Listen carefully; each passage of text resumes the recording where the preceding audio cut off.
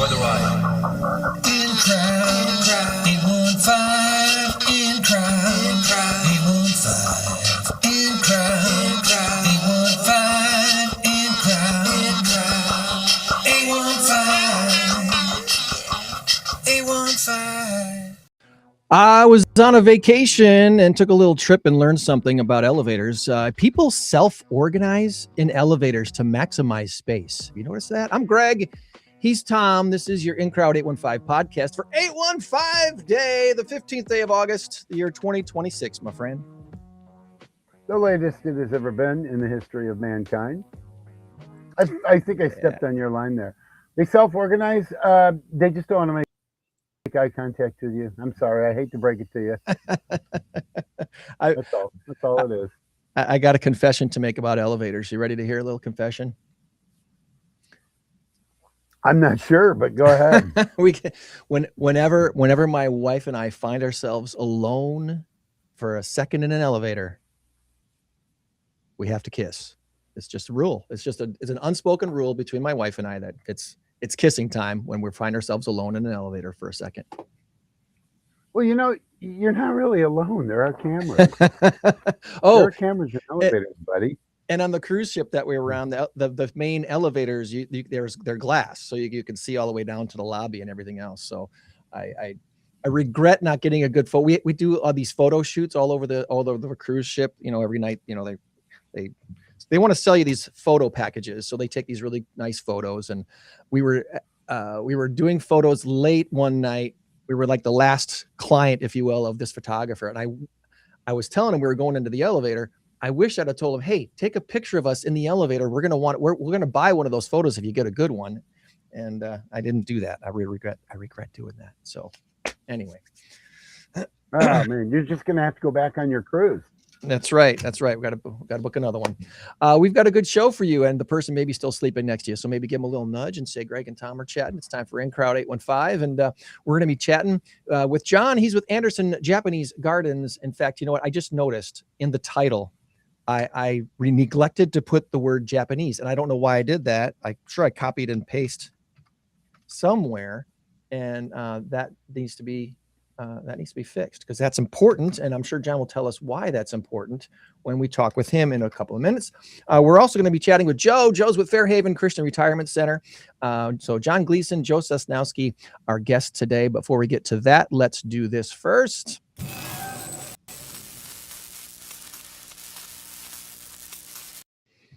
Our current race to 10 has Greg in the lead by a score of 5-3. And our big number of the week this week, as you may have seen as we started the show, is 20 million. That's a big number. Does it have something to do with condiments or consumption? Condiments or consumption? We want you to put your guess in the comments, and maybe you'll win a hat like this lovely hat right here, or maybe a t-shirt or a lunch with the humble, silly hosts of the In Crowd 815. My hat's boring. Yours is kind of boring this week. What's up with that? I don't know. I could change it up here. I got a better one right here. You'll like this one. Hold on. You got to take the headphones off. Hey, look at that. There we go. Football season started. Well, some would argue it hasn't, but it's on TV this week. So there you go. Go Pack, go. Nice loss to the Steelers. That was, you know. Yep. No, I wasn't worried about it. Trey smacked the ball around. That's all I was concerned about. He's good. That's right. He's good. Awesome. He's the new hero in town.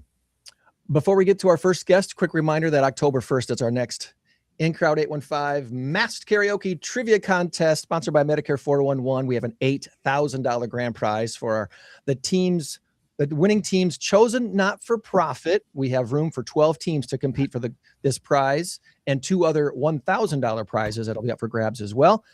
6 teams have already signed up, so we only have room for 6 more. We're halfway to our maximum of 12 teams for the Masked Karaoke Trivia Contest. That's happening October 1st at Tabala. And if you want to learn more about it, we did a show 2 weeks ago, describing all about what the Mask Karaoke Trivia Contest is, that it really doesn't involve masks, and how that works with the trivia and karaoke combined. Check out Spotify. I think it was episode 330 a couple of weeks ago. So check that out if you want to learn more. We'd love to have you participating in the next Masked Karaoke Trivia Contest. All right, let's do this. I'll be there. You'll be there. Tom's our trivia master. Our first guest today joins us from, Anderson Japanese Gardens, and he is, I believe, the COO, and that's John Gleason. Good morning to you, John. Good morning, guys. Good morning. How are you guys doing? Happy 815 Day. Happy 815 Day. You got anything special planned for 815 Day? At the Gardens, yes. We're doing a special admission, $8.15 for people who want to come and visit the Gardens. And then personally, I'll be spending all day at the Rock Yard Music Fest. Awesome. Well, we're going to put you on the main screen here, on the big screen. And before we get into all things Anderson Japanese Gardens, we want to learn a little bit about you, John. Are you a Rockford native, or did you grow up elsewhere? Where's childhood for John Gleason? So I am not a Rockford native. I actually moved out here in 2013. I am born and raised in New York City. So, New York City. New York City. Get a rope. Yeah, born and raised on one of the 5 boroughs, Staten Island, the one that gets forgotten the most. That's true. Yeah. That's very true. Why is that? What's up? I don't know. I mean, you think there's always like the internal joke. It's like, oh, Staten Island, that's where people who were trying to leave Brooklyn and make their way to Jersey and broke down. So kind of like, the joke. Like everybody knows Manhattan as the city. Everybody knows Brooklyn, the Bronx, Queens. But yeah, Staten Island, we were like our own thing. It's an island, so we're all islanders, which sounds cool. But it's kind of overlooked when it comes to people looking at New York as like a whole city. It always we get more compared to like, oh, you guys are part of Jersey. It's like, no, we're not part of Jersey. Don't say that. Not offensive to Jersey. Like, don't insult us like that. We're part of you guys. Well, let me ask you now, this. Correct me if I'm wrong, but Wait, Tom. Staten Island. I'm sorry. Staten Island used to be called Richmond. Is that correct? Yeah, Richmond. And then also Bull's Head. They had a whole bunch of different names. We were known for having we had the dump. So the Staten Island dump was kind of like our claim to fame for a while until they closed it in like 2000. And now it's kind of like it's not a park yet, but it's like they're trying to grow it over and make it nice. But yeah, for the longest time we had the dump, which was like visible from space or something crazy. Could they build a stadium on that dump? Maybe you can. I don't think they could build the a Giants stadium on the dump. No, they could not build a stadium on the dump. They had like goats cleaning it all off. They were trying to do some big park. Every time I go back, there's always something. But okay. Well, we always like to try to make fun of your high school mascot. So where did you go to high school, and what was your mascot in high school? So I went to Curtis High School. It was Curtis. So it was Curtis High School. When I was at the school, it was like celebrating its 101st birthday. It's a very old building. Our mascot was the Curtis Warriors for the first 3 years of my high school career, which was a Native American chief. And then obviously due to some things, it got changed to a different cultural warrior, which I think it was like a Spartan. I don't think they didn't finish like the logo yet. We were for like 1 year, my senior year, we were just the Warriors. And I think they finally decided on like a Spartan warrior, which they were like, that's safe. So yeah, we were the Warriors. There's no more Spartans around, so we can do that. Yeah, so. They're fine. There was a movie. They wear like no clothes, and they're strong, so that's cool. My high school mascot was the Warriors too. They still are the Warriors. They haven't changed it. They're in Wisconsin. So nice. All right, can't pick on that really, I guess. So that's okay. Sorry. And then what kind of a career arc led you to Rockford? What did you? Was there a college thing that you did? Was there a first job out of school that it kind of led you in a path that you became part of what Anderson Japanese Garden does today? So my career path started, back home I worked for the YMCA. I did a lot of kids stuff. I'm an actor, performer, entertainer. I wound up working on cruise ships for 5 years. Oh, that's fun. The reason why I'm here in Rockford is because of my wife. She worked on cruise ships, and we both contract together. She's a teacher here in Rockford, and I was just kind of a hospitality entertainment person. And so it was kind of easy for me to relocate. So I came out to Rockford looking for after I was done on ships and retired after 5 years, because it's a great job, it's a great experience. If you want to do it for a longer period of time, it's kind of isolating. Like, you make your friends and everything while you work. I know you were talking about cruise ships early, so I was Yeah, like, okay, yeah. look at that. Yep. So yeah, spent 5 years working on board, working as cruise director, doing all the fun stuff. So it was the best job ever. It's so much fun. So came out here and kind of keeping in that hospitality mentality. I started working in some hotels, got involved in sales and events at some hotels here in town. And then after the pandemic, after COVID in 2021, an opportunity arose for me to come out to the garden. And after talking to them for a little while, they were like, "Hey, we think you'd be a great fit for a new position, a more enhanced position." And here I am as the chief operating officer of Anderson Japanese Gardens. So it's not necessarily something that, was being looked at, but I wound up here, and it's just really, it's awesome because it's a great experience, and it's kind of pulling from all of my past experience. But if you would have went back to me in high school and been like, "In the year 2026, you will be working at a Japanese garden," like Yeah, that, right. in Rockford, Illinois, like those two things, I've been like, "Whoa, hang on a second, back up a bit." What? Can we reconsider? I mean, would you say? Yeah, I was like, are you sure? Are you talking about this John Gleason? Like, I know I'm the third. Are you talking about is my dad going to be moving? Like, what's going on? Well, so that leads me. I'm going to bring up your website here. What does a COO do? What is it? What does your job title really entail at Anderson Japanese Gardens? So I do everything at the gardens that does not involve the plants. Like, that is what I need to specify, is I do not do anything with the plants or the gardening aspect of anything, but everything else. So all of the general operations, all the guest experience, all the budgeting, all the administrative stuff, all of that. But when it comes to the actual plants and the gardening aspect of it, I mean, I'll be there. You can tell me like, "Oh, yep, this is this kind of tree, this is this kind of bush," and I'm just like, "Great, I believe you." I'll oversee some of the the logistics for projects and any of those big things, but for the most part, it's anything that's involved in the garden that does not involve the plants. So everybody who's an enthusiast, they're like, "Okay, cool. This guy from New York is not gonna do stuff." And I've learned a lot. I will say that I have learned a lot. I do like to take in everything. I'm like a sponge. So I have learned a lot, but I'm still not confident to be like, "Yeah, guys, step back. Let me get this." Well, you've got obviously some expert landscapers that know more than just landscaping. They know something about the Japanese technique of landscaping, which is something, I don't know how much you can talk about that in your position, but obviously that is extremely important. Yes, it is and this is one of the things that I've learned a lot about with my time. Like, I've always been fascinated with Japan because they are very intentional. Everything is done with a very big. There's a lot of patience involved in things, but learning a lot about the whole Japanese garden, the concept, the mindset, and just like what goes into it, it is. I mean, it's incredibly fascinating. So, like, the garden design.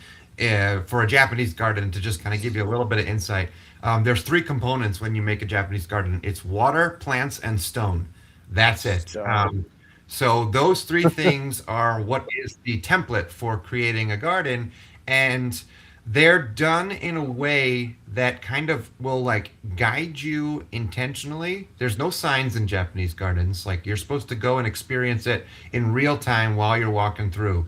Not everything is revealed when you first come in. It's not like when you see a Western garden, like a botanic garden, like a rose garden, where you walk in and it's just like, here's everything, see it all, and then you can get close to things. This is like, you go in, there's all these winding paths, there's all these little pockets, there's all these moments for you to kind of like reconnect, reset, and just be in the moment. So all of that goes into the design of the garden, and the upkeep of it is. We were just talking with the designer that we're working with now, Sada, and he was talking about how the garden has all these phases where you have the initial concept of the garden, and then you have the lifespan of the garden every 50 years, and you're taking care of it, and you're pruning things, and you're upkeeping it. But every time you do it, it almost creates a new garden. So every time you are clearing up the trees, clearing up the path, like in that day, the next day the garden is something different, the garden is something new, and it's just a constant work in progress. And when people come to Anderson Gardens, you'll see that it truly is a working garden because the crew is out there every day clearing any weeds, clearing any of the overgrown branches on the trees. They're up on ladders pruning. So it's not like you're going to go walk through and see an area that's not been taken care of. Like they're out there all day, every day, keeping it nice. And I'm like, geez, if I can do half of that at my garden at home, it would look better. But they're doing this in a way that there's no areas that ever get overlooked where you walk by and you go, oh boy, somebody should probably get a look at that. Like every area, even the areas outside the bathroom, because again, everything in the garden is intentional and everything is designed with the idea that it is going to be observed by somebody. Like nothing is by accident in the garden. That's true. That's true. The way you're describing this makes me think of that saying about rivers. No man enters the same river twice because the river's different and the man is different. Well, it's the same for the garden, right? The garden is different. The man's different. Every time there's a slight change, and that's a good thing. Well, this year was recently impressed with the idea that the reason why a lot of us as we age think that time speeds up is because so many things we have in our lives become familiar and we can expect them. And so we're not surprised by them.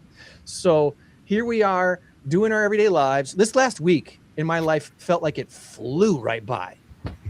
And it just, yesterday, I'm like, how could it be Friday? I just got home from my vacation and already it's Friday and we've been home for a week. I'm like, how did that happen? So doing things like walking through a Japanese garden to see things that are different helps slow time down a little bit. Obviously not literally, but in our heads. Yeah. And I just found that fascinating, and to think that that makes a lot of sense. So let this be an encouragement to people to go and visit the gardens more than once, to see the changes, to find new things, and to slow time down because it goes so freaking fast in our world. Yeah, and so to kind of go on what you were just saying is the Japanese have a phrase, because they do, of course. They've got something for all of that stuff. It's ichigo, ichiway, which is one moment, one opportunity. So everything, even like right now, like the three of us talking about this is going to happen this one time. And then if it ever does happen again, there's going to be something that's different about it. So they really approach every moment of every day of everything with like, this is probably not going to happen again. So that whole concept, and in the garden, there's the deer chaser, the thing that fills with water and falls down. That is supposed to have that trigger of every time it makes the noise is a new moment. And it helps with meditation. It helps with just kind of reconnecting and recentering. So you'll be walking and you're obviously going to be thinking about things. And then when that moment hits, you're like, okay, it like triggers you back out of it. And in walking around the garden, in the path, the way the paths are designed is like you're walking around. The paths are made to be uneven. They've got a little bit of like, nooks and crannies. So you'll be walking around, you'll be looking at stuff like, wow, that tree's really nice. Oh, I don't want to trip. And when you look down, when you look back up again, you're going to probably be looking at something different. You get disconnected from that moment and you start a new moment again. And the best part is all of that's on purpose. It's not just like, oh, this is a crappy path nobody took care of. It's like, no, you make it so that it causes people to pay attention. You can't walk through the garden kind of like half distracted. Like you are in the moment and you can really benefit from it. And it's been engineered in such a way to like help with mindfulness, help with wellness. And it's like, they say just being out in nature for 20 minutes a day, 10 minutes a day boosts your mood and everything. And then the Japanese took that whole idea and were like, we're going to design like gardens and these spaces that take that to a whole other level. So it's like, all right, you guys, you got it. We need these things. I personally need these things to fight any kind of anxiety that comes my way. So I hope people see this as a let's say a drug-free way to counteract some of the anxiety that enters our lives. Tom, you got something? Well, I got a couple of thoughts. First of all, Ichigo, he played right field for the Mariners, correct? No, I'm kidding. All right. What I was going to say, John, is you do a very, very good job of creating a word picture. I've been to Anderson a couple of times, and I'm walking along in my brain, and what you're saying is exactly true. It's amazing to look up and everything. It's amazing. You do a great job with that. The other thing I was going to say is I hate when people say stuff like, oh, it's Rockford's best kept secret. Well, first of all, it's not a secret. and it's not a best kept secret because everybody knows about Anderson. So I hate when people use that term. But if you haven't been there, I strongly encourage you to go because that's where these terms originate. Oh, Rockford's best kept secret. Yeah, I've never been there. But you know what? There's no reason why you shouldn't have been. We're always advertised. We're always, I say we. I don't mean we, but you know what I mean. Go Rockford and the like. Yeah. People like yourself coming. Go Rockford. Yeah, absolutely. Absolutely. You can't miss it. If you miss it, because you're not paying attention. So yeah. I strongly encourage everybody. Oh, and also the restaurant. And it's been a while since I've been there. What's it called? The restaurant there? Fresco.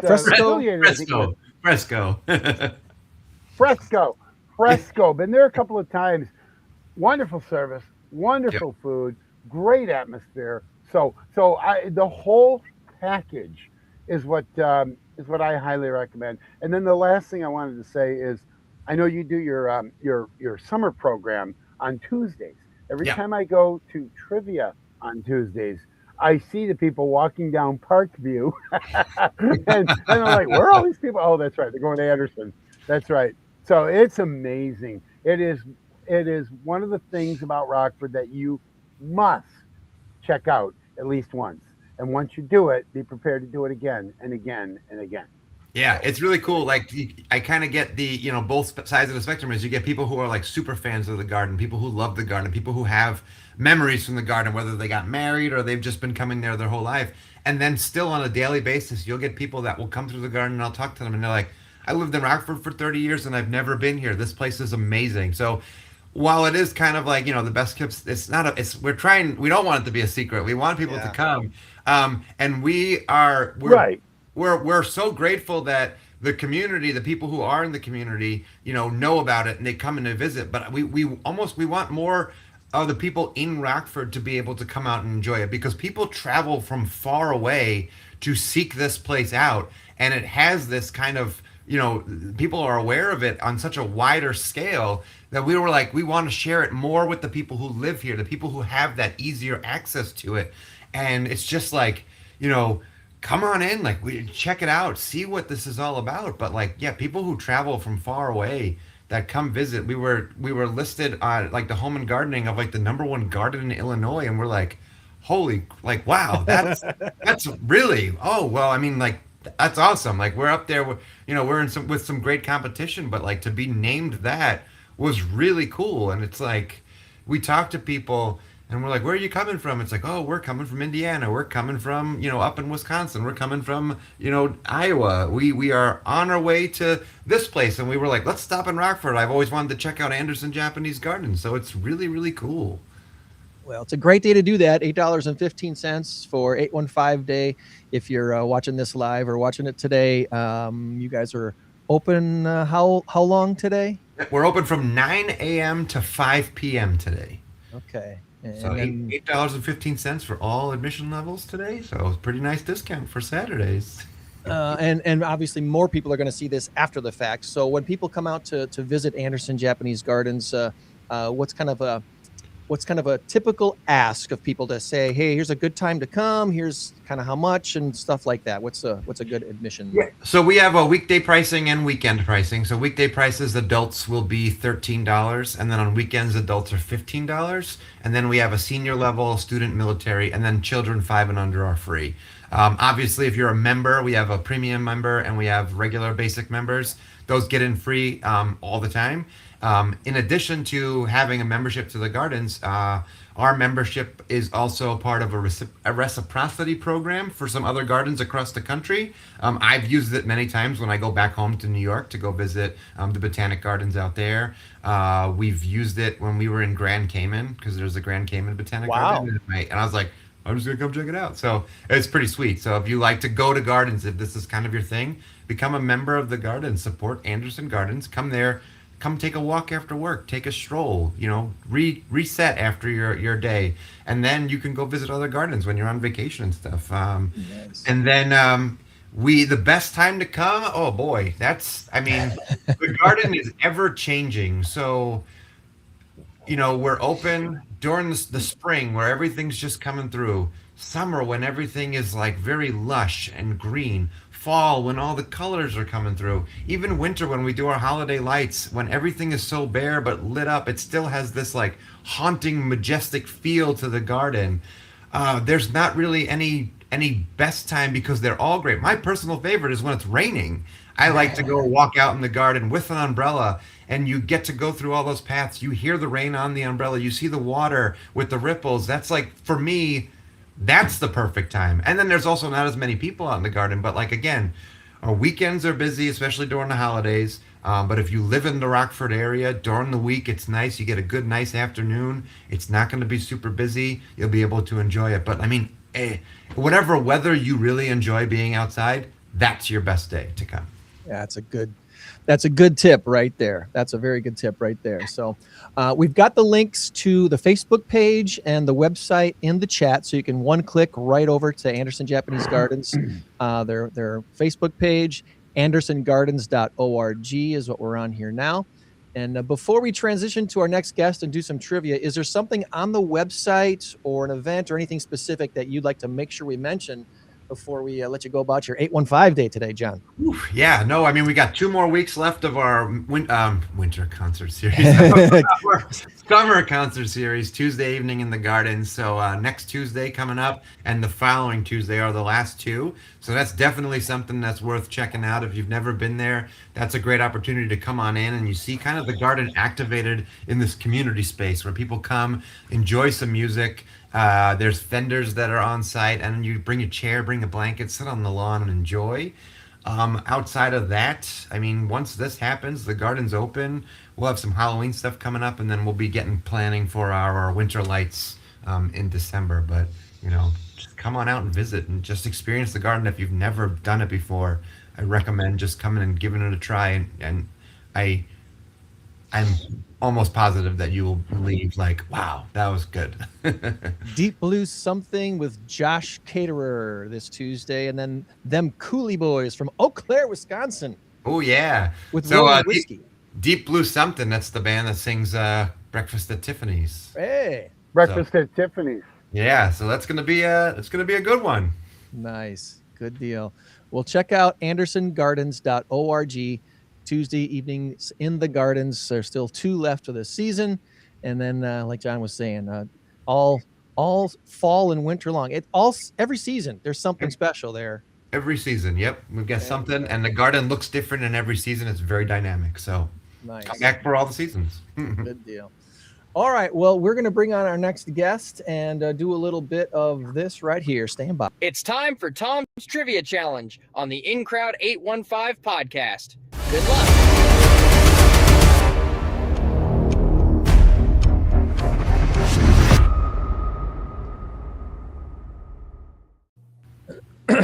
Good morning, Joe.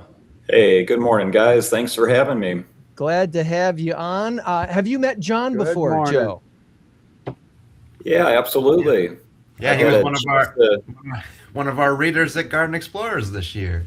Yeah, I was gonna say I read at the garden. I don't know if I was a good reader at the garden, you know, because when you get 100, 200, I don't know, you may have probably 300-400 people there, and then you get the little kids, and attention span sometimes isn't as good as some of the kids that are a little older. So I don't know if they were interested in what I was doing or that was just them getting active, but it was a fun time. Well, kudos to you. Good job there. Well, I want to be a reader. I do not like them, Sam. I am. How's that? Is that a good enough audition there? Perfect. Oh, Perfect. yeah. I'm in. Like he's I'm in. in. My little sidekick, Snoopy. He's the one you saw in the back seat of Greg's car. Snoopy. Yeah, my people will call your people. Oh, yeah. Well, let's see. My people is this little quick, guy Tom, here. get some people. If he doesn't answer, just call back. Okay. Sorry about that. Wow. Go for it. All right, Tom. All right, What do we here got we for go. challenging Are we ready? questions this week? Yes, sir. Yes, All sir. right. As I tell everybody every single week, these questions are all designed not to make you feel like a dummy. Okay? Nobody that plays trivia Now I'm is nervous. a dummy. But people say, "Oh man, we really no, not at all. We really, because there's 3 of you here, and you're all good. And we're allowed The to whole Google, idea is right? to have- To try to answer. Yeah, no. Quick, no, quick no. Google. This thing. Oh, hold goes on. Bye-bye. Yeah. There you go. All right. Here we go. Let's have some fun. Question number 1. What software company is headquartered in Redmond, Washington? Software company in Redmond, Washington. That sounds like a What Microsoft thing, software right? company? Washington, state of Washington. I'm going to go with I don't know. Facebook. No hints here. Facebook or Microsoft or Probably what- all of them, right? Oh. John, I believe you are the tiebreaker here. You said It's all on you. Redmond, Washington Software Company in Redmond, Washington? Yeah. Sounds like a Microsoft. I'm going to go with Microsoft. Microsoft is. Yeah. So yes. we got Good one. job. Good Sounded job. like there was a garage Good up job. there. Woohoo. Good job. Good job. All right. Okay. Well, just remember Paul Allen, former owner of the Seattle Seahawks. He was with Bill Gates helping. He co-founded Microsoft. But anyway, just a little tidbit there. All right. Question number 2. What company was initially known as Blue Ribbon Sports? Blue Ribbon Courts, like QU. Sports. Oh, sports. Blue Ribbon Sports. S-P-O-R-T-S, Sports. Blue Ribbon Sports. The first thing that comes to my What mind company was initially? is Barstool Sports, Oh. but I don't know that that's right.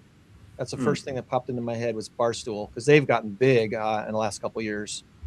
But I don't know if that's. I'm going with that one. Yeah, sure. We'll go with El Presidente. Oh man, no, it's Ah, Nike. Nike. Nike. Oh, that was my second. yeah. Is there a Pacific Sorry. Northwest theme to this trivia? Yeah. No, because question Okay. number 3 has nothing to do with any of that, All right. and 4 doesn't, and 5 definitely not. All right, so here we go. Question number 3. Now this here is simple math. You got to think about it. Think it through though. How many dots appear on a pair of dice? This should be the easiest one of the day. Oh, How many dots appear on a pair of dice? So 2 dice. 2 dice, whatever. 1 die, 2 dice. 12, 18, 36. 18 each die, right? On a 6. pair. There's 6, a 5 and a 1, and a 4 and a 2. Oh, wait a minute. I'm not forgetting. I'm And a forgetting the 3. 3. I'm going with 21. So 21 times 2. So 42. Yeah. Okay, 42. Ooh, We got it. 42 is the correct answer. Woo! I know that was slow tough. down, Greg. Slow down. Ah, Math in the morning. I'm sorry. I almost forgot you, You know- 3. Forgive me, 3. if I had a Barbie doll, I'd hold it up and go, Manly, stop! I don't have Barbie dolls. I have manly stuffed animals, like stuffed bears. I get the little logo in my way. Manly stuffed bears. So Yeah, many Packer stuff. fan having bears. Go Bears. I do. I I do. expected No. Yeah, go Bears and take the White Sox with you. that. By the way, Brewer fan, Greg, Cubs are 3 games out now. I'm a Cub fan too. Bear fan and a Packer fan and a Cub fan. Bear fan. What's that? Freudian slip there. All right. What artist has the most streams on Spotify? And I'll give you one hint. It's probably exactly who you would think. Is it What Taylor? artist? Is it Taylor And let Swift? me just add one. What? Taylor. for Yeah, it's sure. Taylor Swift. Yeah, it's I was Taylor thinking, yeah, because I didn't want you guys to miss that one, Oh, because yeah. Taylor. Well, there was a thing that came out this I week. like Taylor Swift. The stream songs on Spotify, and none of like the top 50 are Taylor's, or none of the top 20 are Taylor Swift songs, but she has way more songs than a lot of other artists. So cumulatively, yeah, she would have the Yeah. most streams. Absolutely. Yeah, I think the most Good question. stream song is either Billie Jean by Michael Jackson or maybe the Eagles, Hotel California, something like that. I saw something on YouTube about that. So I don't pay attention to most of that because it changes daily. And different sources will give you different answers. It's ridiculous. All right, here we go. This is an easy one. Well, it may not be an easy one. Number 5, which country has the most World Cups? This was talked about a couple of weeks ago, and it's not the country that won it this year, so it's not Spain. Most World Cups. Yep. Which company is the most World Cup? I feel like we should have 3 options. Yeah, right.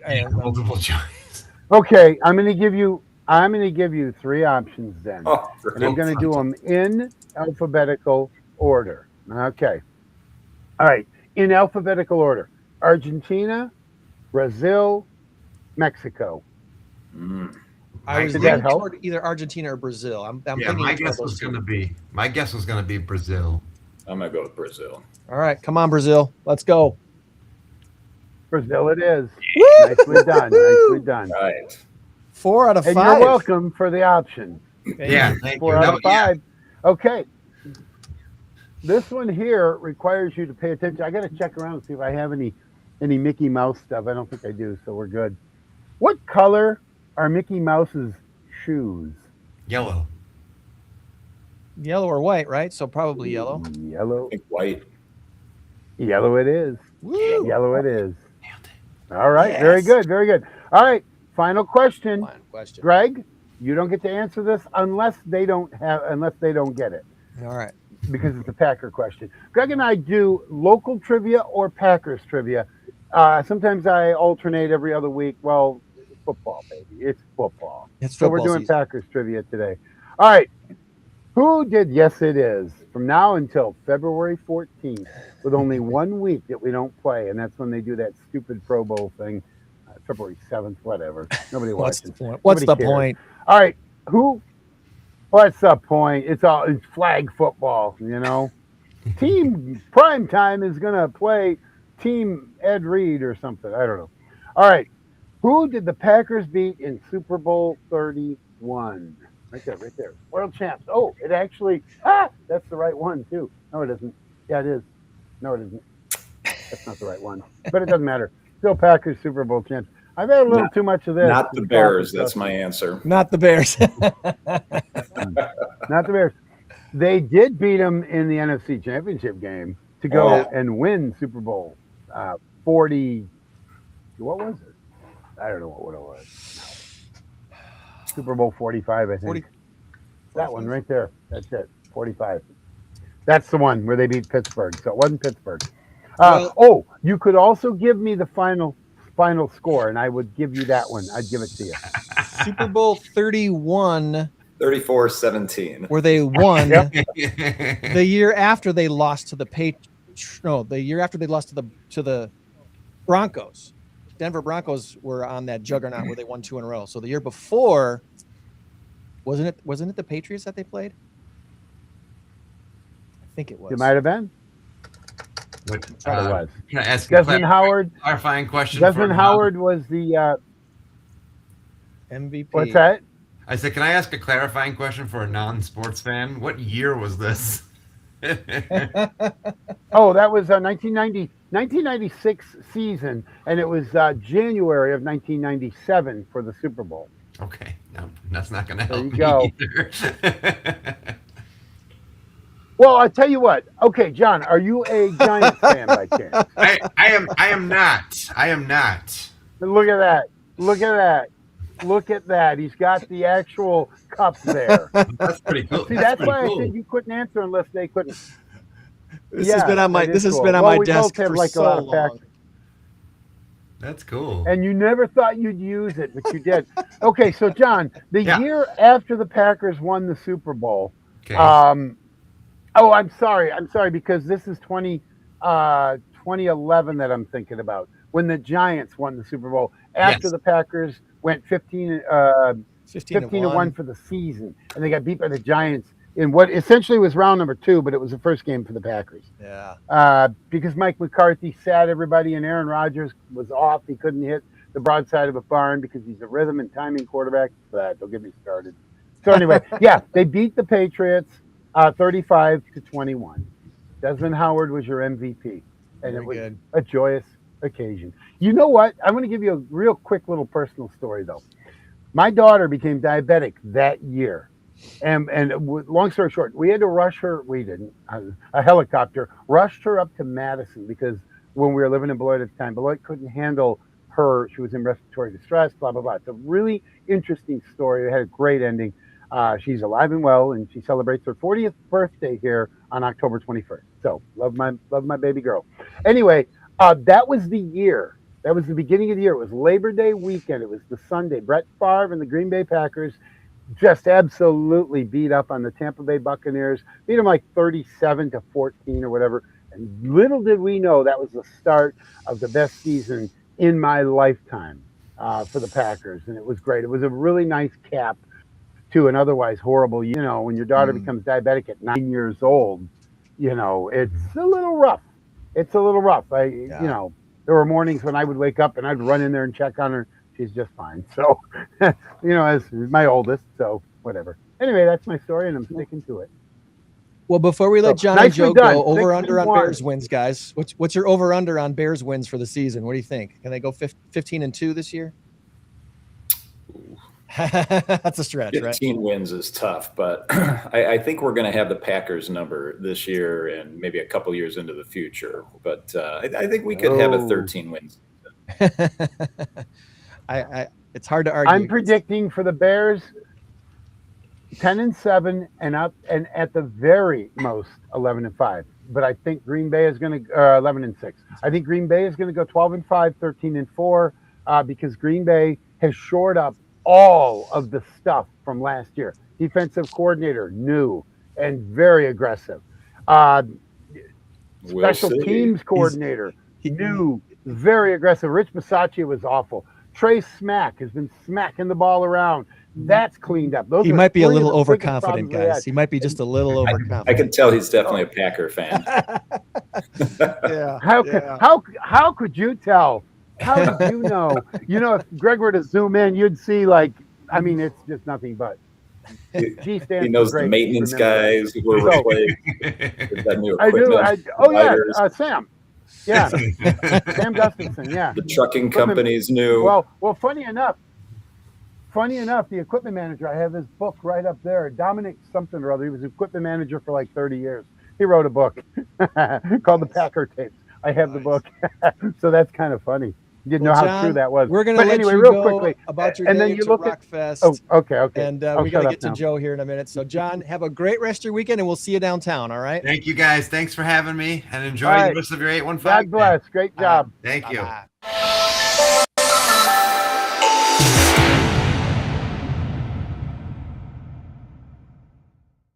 All right, switching gears to Fairhaven and Joe Sosnowski. And real quick, Joe, let's get into all things Joe first. Are you a lifelong Rockfordian? What is your background? Not a lifelonger. I moved with my wife in around 2004 from DeKalb, where we both went to school at Northern Illinois. And prior to that, I grew up in Hanover Park, Carroll Stream, and went to West Chicago High School. So not too far, but about an hour from here. Was West Chicago the Warriors too? No, West Chicago Wildcats. The Wildcat. We've had someone on before. I think was Wildcats in West Chicago. I forgot that. Yeah. So did you play sports at West Chicago High School, Joe? No, I should have played baseball, but I played baseball elementary and middle school and was pretty good at it. But then I wanted to try basketball, and I wasn't as good at that because it was a pretty big school. I think we had 500-600 kids in my freshman class. So it was a different world going in when you had 60 kids trying out for basketball. So I didn't quite make the cut for basketball, but I should have stayed with baseball. I could have been able to play there for a couple of years, but wasn't my favorite sport. So sounds very similar. You could have played Major League Baseball for the Cubs. Well, I don't know if I was that. I was okay enough to probably play high school, but you and Ichigo could have been on the same All-Star team. Yeah. So post high school NIU. Yeah. And then after that, what's kind of your career arc that led you to Fairhaven? Yeah, I've always been involved in politics. So when I graduated NIU, I ran for city council and then also got involved in real estate. So, both public and private positions, and kind of stayed in real estate for a while, and that led me into Rockford, where I work for a local company doing both commercial and residential real estate. But in the meantime, I decided to run for city council also, so I kind of did both of those. And then 2008 came along, and real estate had quieted down for a little bit, needless to say. And at that time, I was kind of looking for something different anyways. And so an opportunity opened up in the fundraising world with Rockford Christian. And kind of the rest is history. Just kind of got into the fundraising world, still stayed involved in politics, running eventually for state representative where I'm at now. And then, just kind of worked in the nonprofit realm doing fundraising for education. And then most recently helping out Fairhaven with their annual fund and capital needs and planned giving and things like that. So it's kind of in that nonprofit realm. And it's been a nice opportunity to help the community and help folks that need it. The 12-ish years that I spent in Christian radio here in Rockford exposed me to the fact that we have just one of the most generous, kind communities you could ever plug into. The willingness of people to support good causes in the Rockford area is it's strong here, isn't it? Oh, absolutely. And we see that all the time, both in my time with K through 12 in a private school, but with Fairhaven too, you just got folks that want to come around good opportunities, and I don't know if that's part of our tough industrial heritage here in Rockford, where you just had people who are hard workers, they gave back to their church, their community, wanted to be involved in youth sports in the park district and things like that, and just saw it as, their position to be involved and make the community a better place. And I think that is definitely a huge underpinning of our community of people just wanting to come around and help others. Yeah. It's a beautiful thing. And that's one of the reasons why we do what we do here at InCrowd 815 is we want to help continue to expose that and remind people that collaboration between businesses and not-for-profits is a beautiful thing. It's one of the ways of marketing that you're less concerned about just how successful it is as you are supporting the not-for-profit. So it becomes a residual, and this is here's me preaching to the choir, right? It becomes a residual of what you're doing if you're actively supporting a not-for-profit and letting people know about it. Yeah, absolutely. And what we do at Fairhaven, it's a Christian-based retirement center, and a lot of people sometimes think about senior centers or senior living communities, and we really are a community. We've got duplexes, independent housing, but then we have supportive care and independent apartment style living, and so we're really there again as a nonprofit to benefit the community. And we provide, seniors with just great living opportunities that they can transition based off of their need in life. And one thing that's really helps also, people don't really necessarily think about immediately until you're involved personally, is that, if you're a family member, a kid of a parent who's aging a little bit and needs a little extra help, we kind of are able to come in, help, provide, that independent or supportive level of care. And those families could be, active members of the community, take care of their own families and kids, work, and then also know that, their parents, their loved ones are well taken care of. And so, that's kind of the heart of what we do at Fairhaven and providing that care for those who need it. But then again, there's also folks who, live in our independent and duplexes who, they just want to be part of a great community of folks, and, they may not need any help at all. And so that's available for them also. So you're not just in a assisted living facility. You have a lot more options than just that. Yeah. Full-fledged senior living community. Absolutely. Okay. Well, we're on your website here, fairhaven.cc, and we want people to visit that. Just again, the link is in the chat. So one click will take you right here to the website, and you get all the information you need about Fairhaven.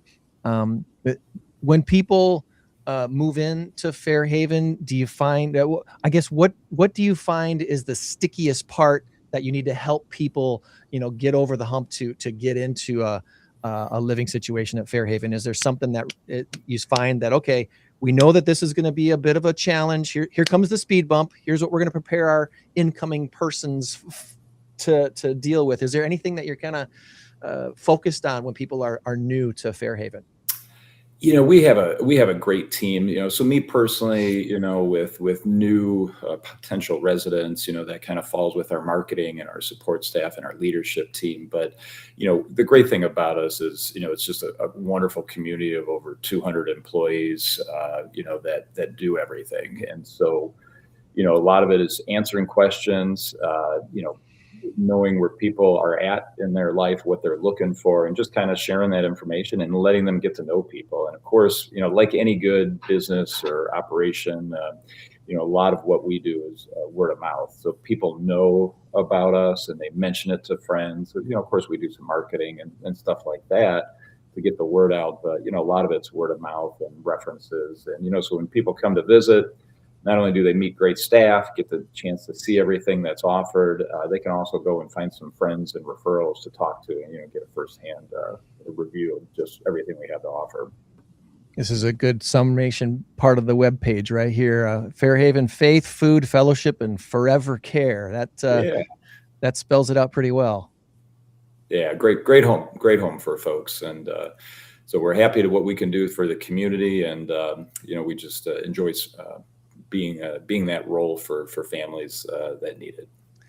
Well, I know you've got a big event coming up here, and still time to jump in for the 2026 Par for a Purpose. This is happening out at which golf course again? Yeah, thanks for mentioning that. So it's going to be at Aldine Golf Course. And one thing I forgot to mention is, we have over 300 residents. And you had kind of mentioned business partnerships and kind of what I do.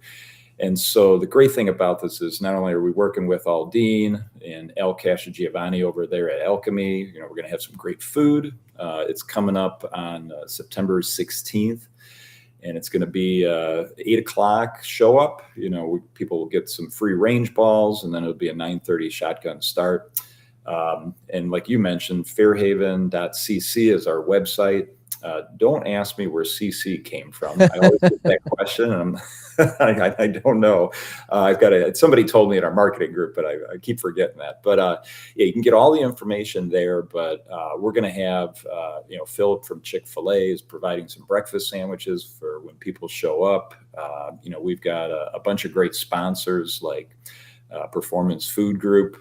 They go by PFG, who are kind of our event sponsor, and a bunch of others. And so we've got opportunities, not just for golfing, if you're a golfer, but also for sponsorships. And so you can definitely get more information on our website. But if you are a golfer, Aldine and Chris French over there have promised an immaculate course, a fun day of golf. And we're looking forward to it. And so even if you're not a golfer, I love golf, but I golf about 5 times a year. So, that probably tells you how good my game is. But love to get out there. Me too. Have a good shot, but we certainly encourage folks just to come out and have fun. Nice. And I just checked my QR my code. handicap is my golf swing. Me too. Tom and I are lucky if we play twice every summer. If I get out 2-3 times, that's about par for the course, pun intended. And then on a really good year, I'll get out 4 or 5 times. So September 16th. Well, go ahead. Oh, and I forgot to mention, if you're looking for a new car, Anderson Toyota is sponsoring a hole-in-one. Hey. So if you knock that on a single hit, you'll drive away with a new car that day also. So kudos to Anderson Toyota for sponsoring that. Not an easy thing to do, but if you can get it done, you got a new car.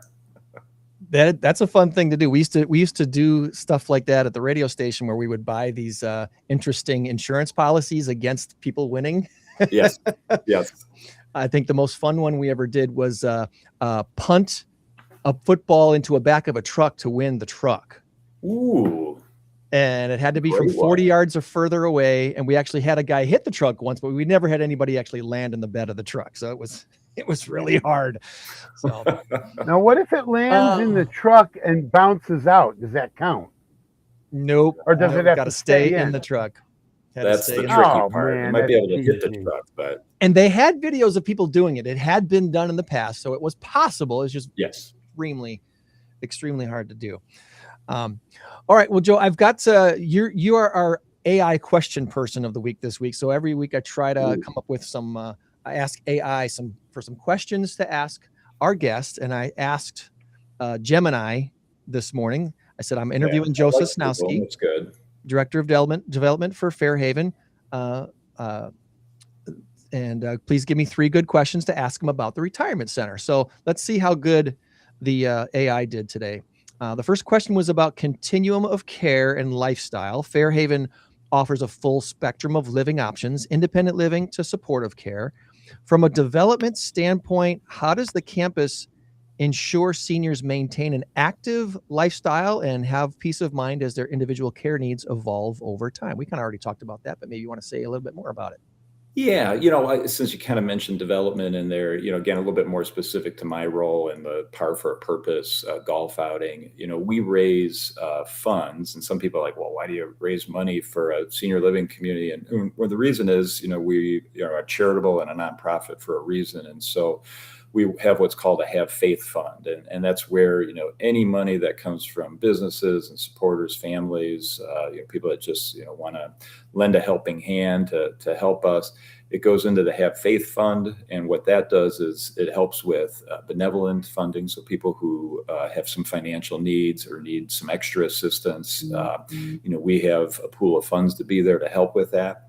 It also helps build an employee scholarship fund. So primarily for our nursing, but not just nursing, but we have employees that can then, they start out as a CNA, they can go on and utilize the scholarship to enhance their individual abilities. And, even if they don't stay with us forever, that's, more expert nursing care being homegrown in our community. And then the third thing with capital in our endowment, it just kind of helps build things that we've got as a safeguard, but also builds some of those extras in our community. So it comes around that question of providing a little bit more for our residents, recreational paths, landscaping. We got a little putting green out back, where I'll be able to get some practice before the Par for the Purpose golf outing, and activity areas for seniors in the community. That's nice. And that actually. No, you need to practice your driving so you can win the car. Yeah. Good luck. For sure. The second question has to go right along those lines. It has a community connection and campus growth. It says, as the greater Rockford and Loves Park area continues to grow, are there any new initiatives, capital projects, or facility enhancements in the works that the development team is prioritizing to serve the next generation of residents right now? Yeah, absolutely. I mean, we're always, our board is, a volunteer board working with our CEO and management team. They're always forward thinking and planning. Not too long ago, we purchased some additional land in and around our current community just for that particular purpose, is kind of be ready for future growth and, changes in business.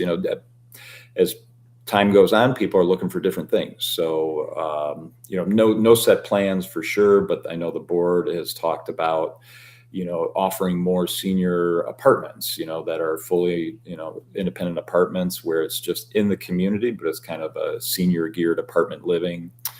We've also looked at additional growth in duplexes and in different types of living communities where they're, I can't remember the names, so you have to forgive me for that, but, some senior living communities, they start creating more pod-like living where you have a handful of duplexes that are kind of around a little park area. So you might have 12 to 15 residents that, kind of have their own little mini community within a community. And so, it's kind of looking at those exciting future opportunities. Nothing laid in stone right now, but, definitely always planning.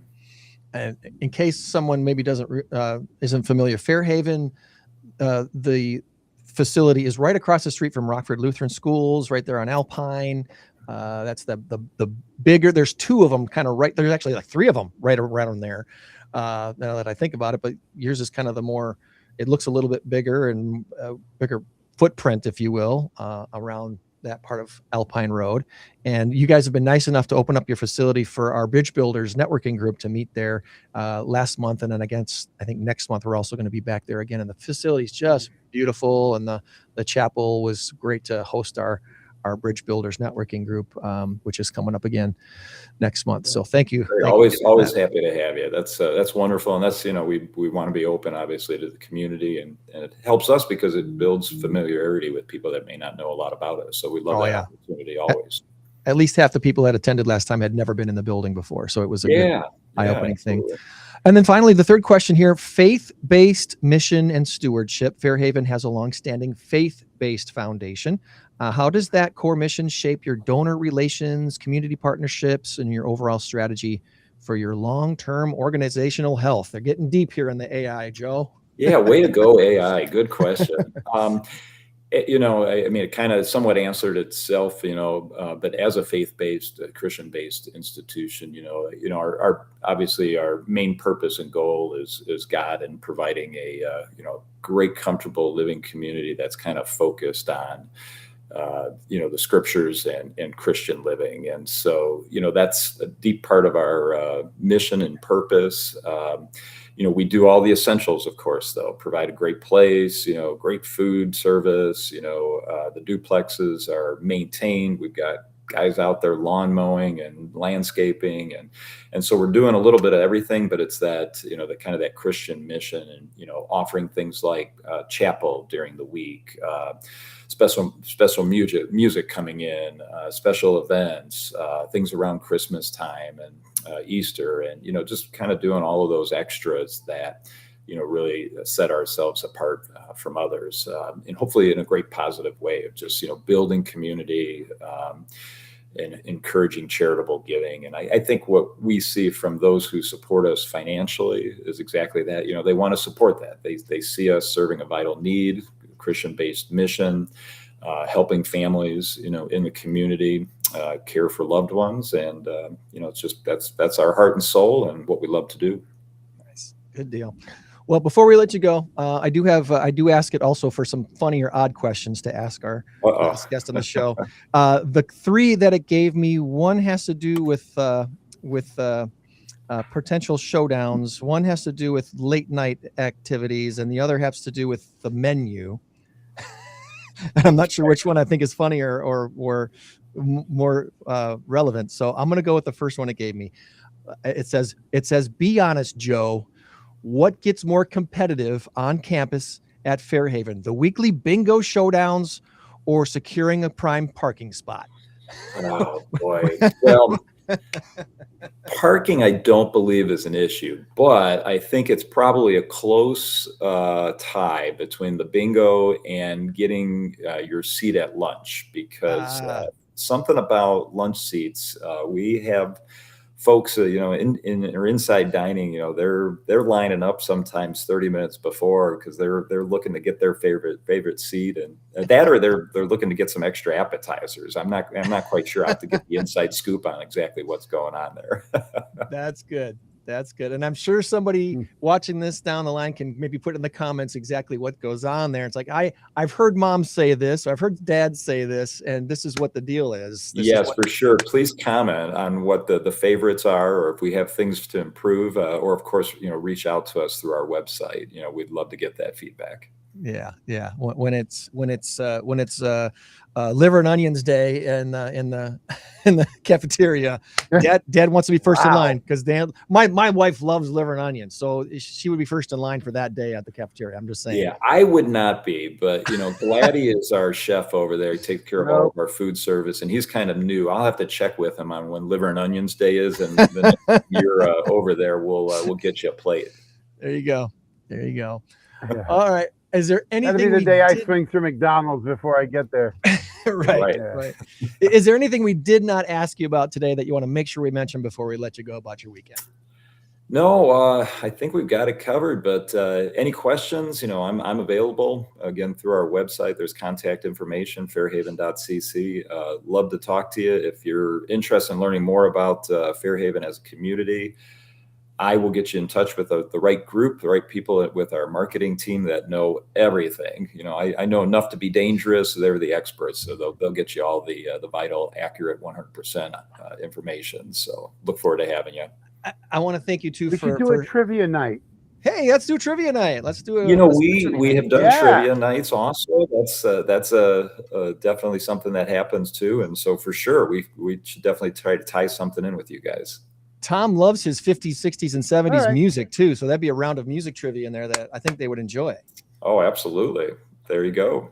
I'll even go back to some Sinatra too. Yeah. Yep. And we've had some musicians play some pretty good Sinatra impersonations, so you might be impressed.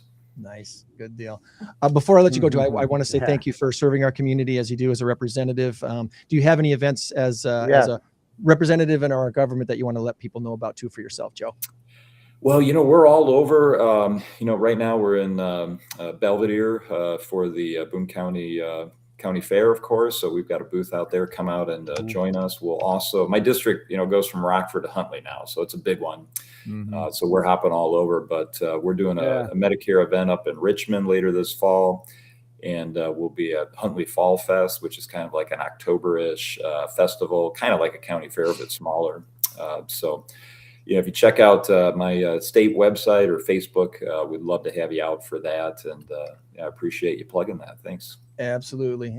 It's I know it's a challenge to stay in touch with constituents because not everybody speaks up when they want to. They don't know how to sometimes. Facebook is a great place to connect with your representatives because there's is Lee Iwano still working for you, Lee?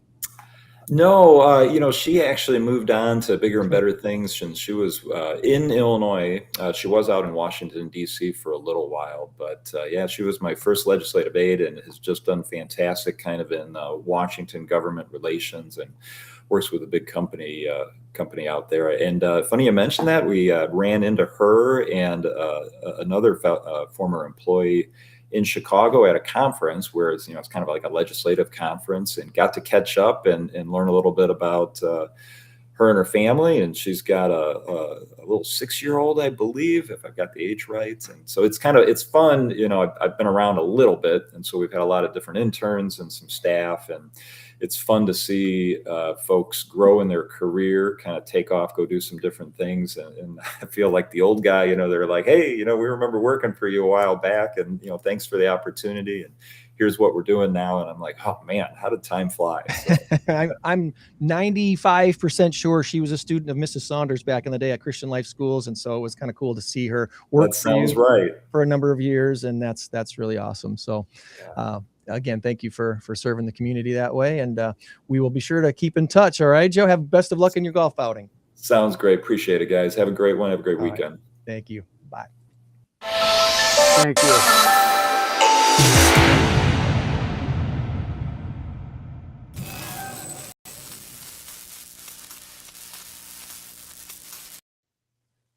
All right. That went very, very well today. How about this? I don't want to jinx it, but technology has been pretty good to us today. A little bit of a delay, but not terrible. So I'll take that. Come on, big money. Come on, big money. Big number of the week this week is 20 million is the answer. Condiment or consumption. And you gave me your guess. My guess. And I need to take a quick peek here as to what the score is and change the score. There we go. So what's your favorite condiment, Tom? Oh, gosh. My favorite mayonnaise, probably. Mayonnaise? I'm a Sweet Baby Ray's barbecue sauce guy myself. Want to give some kudos today. Okay, I guess barbecue sauce would probably be my favorite. I guess I wasn't thinking of that as a condiment necessarily, but yeah, okay, barbecue sauce and then mayonnaise. I love mayonnaise. All right. Well, thanks. Kudos going to the ketchup scientists at Heinz. They're always working hard to evolve the condiment game for the rest of us. And their latest brainchild is called the Love Lid. Any idea what the Love Lid might do, Tom? Wow. Well, I've got an answer that you don't want to hear. It would keep your hot dog from getting pregnant. The love lid is what they're calling it. So it's got 3 variable settings on the lid: like, love, and crazy love. So that toggles the amount of runny ketchup water that initially squirts out of your bottle, basically. So if you just want a little bit of ketchup, you use the like, and it won't squirt out too much. If you want quite a bit, you use love, and if you want a lot, you use crazy love. I like this idea. I haven't tried this lid yet, but I'm looking forward to trying it because I think it's a good idea. You're getting the point, The Tom. one You thing guess that consumption. drives me. What's that? You got the point. Oh, I get the point. Yes. Well, let me just say one thing about ketchup or mustard. When you flip it over and you go like this, you see the amount of water. What drives me nuts is it comes out all yellow water. Yeah. Oh, that drives me nuts. Check it out. I've now gotten to the point where I'll squirt it in the sink to get the regular, and then you're wasting a teaspoon of mustard. So just Right. aggravating. Shake that thing up. Maybe the love lid is what I need. So true or false, Tom? Ants, creepy crawly ants are they are not one of the 10 insects approved for human consumption in South Korea. Is that true or false? I'll say it's false. You'll say it's false. Despite customers' awareness of the insects in their orders, prosecutors in South Korea are reportedly seeking a 1-year sentence for the chef and a fine of 20 million won, which is about $14,000, for the Seoul Korea restaurant, owing to the fact that ants are not one of the 10 insects approved for human consumption in South Korea. They approve a lot of insects for consumption, but not ants, and they've been using these ants in certain dishes. No. Wow. How do It you makes feel? you want to not go to a foreign country. I'm sorry, but what did you put in this? Oh, don't worry. You like. No, I don't know. I've heard of chocolate covered ants. That's why I figured it was a no-brainer, but I should have went with the obvious other answer. I'll do the fake ants, like the chocolate jimmies that they put on peanut butter, celery sticks and stuff like that, or whatever. The fake ants, but they're really just ants on a log, raisins. Right. Stuff like that. Something. Yeah. All right, couple of shout outs before we wrap up today. Call it ants. If you like our new logo right up here, the In Crowd 815 podcast logo, we're debuting that today, kind of a soft launch, if you will. Shout out to Kyle McDonald. I got to act with Kyle in The Wizard of Oz at Starlight Theater this summer. And when we got to talking, he said he's the sales manager over at Fisher's Potato Chips.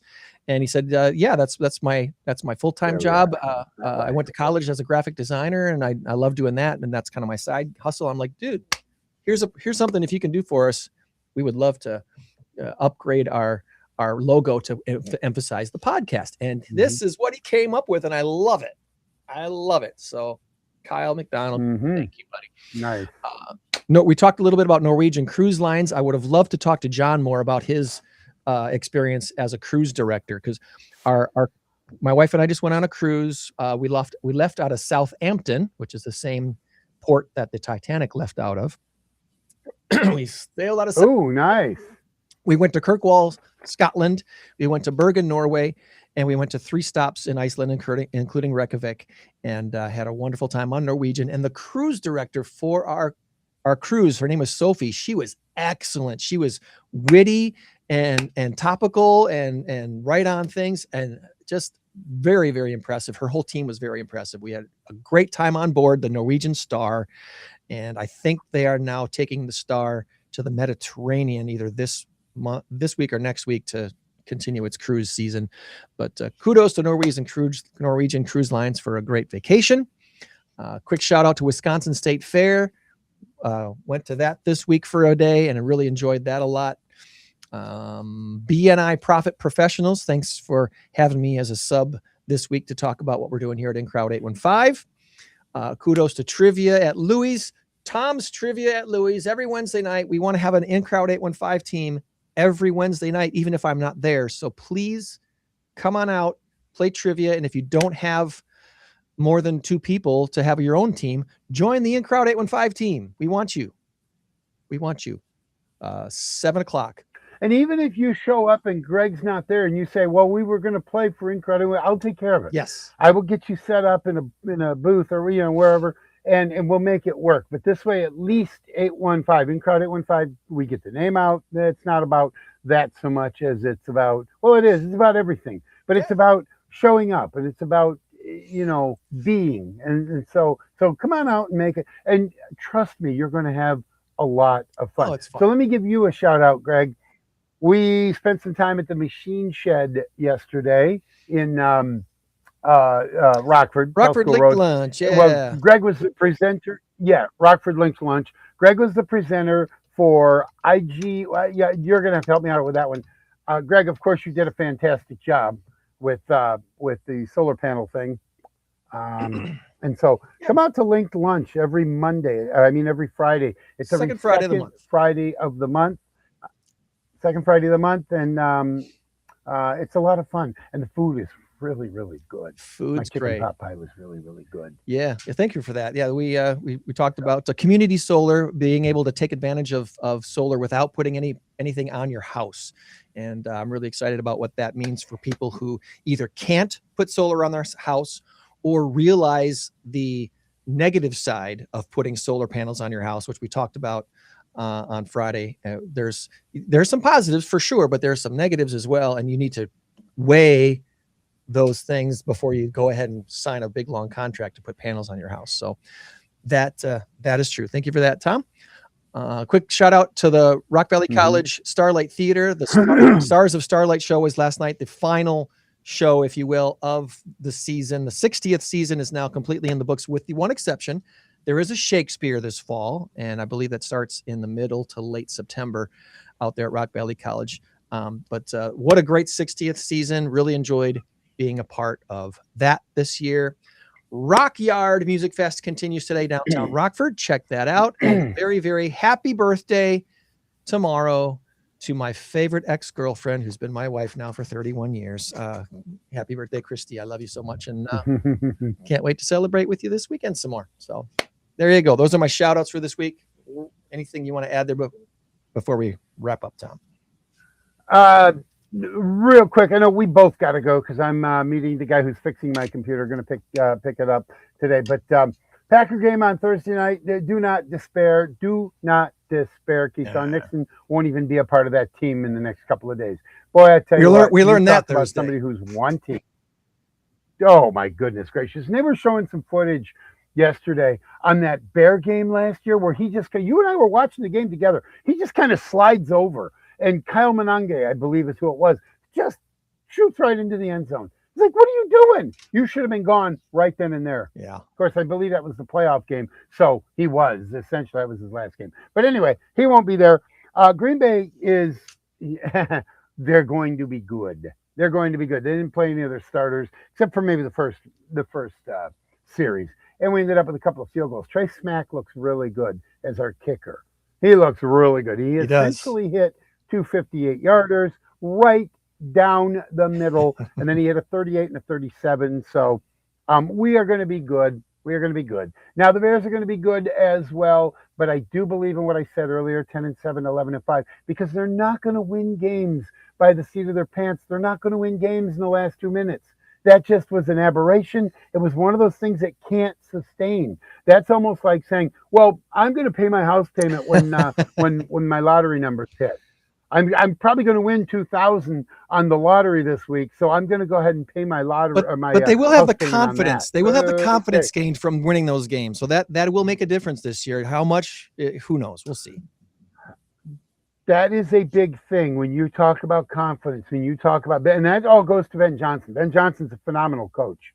He is a phenomenal. I don't like the guy. I think he's kind of a tool, but he's a phenomenal coach. He really is.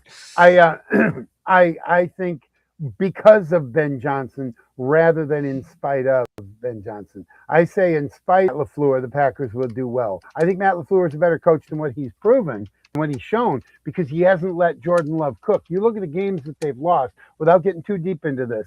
10-7, 16-13 to Carolina, 10-7 to Philadelphia, 13-10 to Cleveland, a game my son and I were at in Cleveland. It was great. Cleveland fans are wonderful. And then they lost a couple of other games by by just a touchdown or a field goal. Are you kidding me? What are we doing here? You know, I mean, geez, to steal a phrase from Peter Bukowski, my favorite podcast host, next to you, of course. Anyway, but It's but okay. it's just, they're not going to. I'm happy to be number Packers are two. not. Oh, that changed that. No, don't say that. How about I'm happy to be second? Wow. I gotta get Anyway, people to but- comment on this somehow. I gotta say something to get people to comment because we need more Well, interaction that's true. from our viewers. Well, if you want comments, there once was a girl named Alice. Never mind. The most comments we get are either on Twitch or on X, and it's usually people commenting about you talking about the Packers. Oh, you suppose he's a Packer fan? Or, oh, wow, he's only he sees things through the rose-colored glasses. I'm like, whatever. They're not rose-colored. They're not rose-colored, but I think know. you're a little You get a lot of.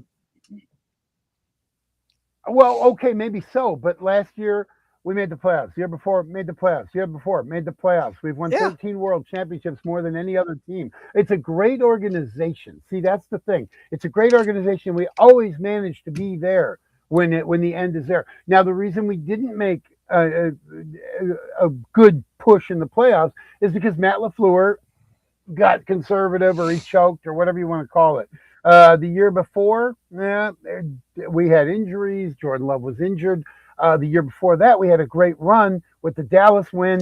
We should have beat San Fran. We would have been in the NFC Championship game. The ball didn't bounce our way. Yeah. So, look, this is our year. And you're right. I'm probably a little overconfident. But I will say this. I watch a lot of Packers coverage, a lot of podcasts. And this guy I keep mentioning, my man crush, I guess you could say. No, that sounded throw it out there. But That's anyway, right. Peter Bukowski, he is so good. He does Locked On Packers. I find it on YouTube, and he is so good because he calls out people. He'll call out Matt LaFleur. He'll call out Keyshawn Nixon. He'll call out the defense. He'll call out everybody, but he also will give praise to whoever deserves it. He's very, very honest, very bright individual. I absolutely love his podcast because they're so good. He is so fair and so balanced, and I mean, he's very, very good, and I get a lot of information from him. And to this point, I don't think he's ever really put something out there that I ran with, and all of a sudden it's like, oh, what was he talking about? No, he's pretty spot on. Yes. He really is. So there's where my overconfidence comes from. So, Greg is gone. I bored him to death. He left. I had to pick something up off the floor there. If you're looking for a good podcast, Locked On Your Favorite Team, look it up on Spotify. Whatever your favorite team is, look up Locked On and then your team name. There's a bunch of them. So Locked On Packers is. Oh, absolutely. It's Locked On everything. They have Locked On Indiana Fever, Locked On, I don't know, the Seattle Seahawks. Locked On Bulls, Locked On Bucks, or Locked whatever. On all stuff. Yeah. Yep. Yes. And that's, you can do that. So. Awesome. Well, hey, buddy, I should check out Locked On Cup. You should. Next week, we're going to be talking all things Rockford Rotary. We have a super strong Rotary Club here in the 815, and we're going to be talking next week with Rockford Rotary, and I believe Lynn Momberger is going to join us, who has joined us in the past for different organizations.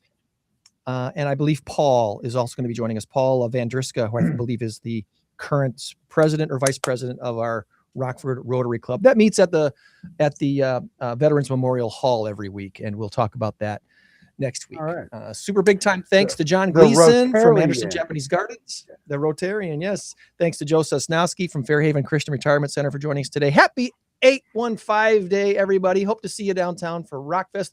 Mark Henderson from the Weather Hub says he was a little concerned about today's weather, but it actually is looking to be pretty decent, better than he thought it was going to be initially earlier this week. It looks like it's going to be pretty good. So head on down to Davis Park if you are so inclined. All right. Remember, friends, you change the world when you help one person. So be a blessing to someone today. We'll try to do the same every day this week. Meet you back here for another In Crowd 815 podcast next week. Thank you, buddy. Have a good one. You too. I'll talk to you later. 815 in crowd, 815 in crowd, 815 in crowd, 815, 815.